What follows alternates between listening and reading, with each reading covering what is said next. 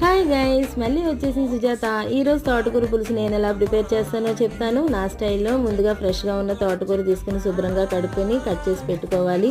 Stove మీద గిన్నె పెట్టుకుని ఆయిల్ వేసుకుని ఆయిల్ వేడెక్కిన తర్వాత మినపప్పు, ఆవాలు, ఎండుమిర్చి, కరివేపాకు, పచ్చిమిర్చి, దంచిన వెల్లుల్లిపాయ రేకులు వేసుకుని బాగా వేగిన తర్వాత కట్ చేసి ఉంచుకున్న తోటకూర వేసుకుని కొద్దిగా ఉప్పు వేసి బాగా మగ్గనివ్వాలి.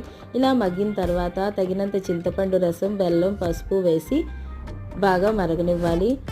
ఈలోగా మిక్సీ జార్లో కొద్దిగా నువ్వుపప్పు, వరిపిండి, పచ్చిమిర్చి, కొద్దిగా ఉప్పు వేసుకుని వాటర్ వేసుకుని మెత్తగా ఆవ గ్రైండ్ చేసుకోవాలి. గ్రైండ్ చేసుకున్న ఆవని మరుగుతున్న పులుసులో వేసి బాగా కలుపుకొని ఇంకొంతసేపు మరగనివ్వాలి. ఇలా మరిగితే పులుసు కొంచెం చిక్కబడుతుంది. అంతే అండి, గుమగుమలాడే టేస్టీ తోటకూర పులుసు రెడీ అయిపోయింది. ముద్దపప్పు కాంబినేషన్లో చాలా టేస్ట్గా ఉంటుంది. మీరు కూడా ట్రై చేయండి. ఎలా ఉందో కామెంట్ చేయండి.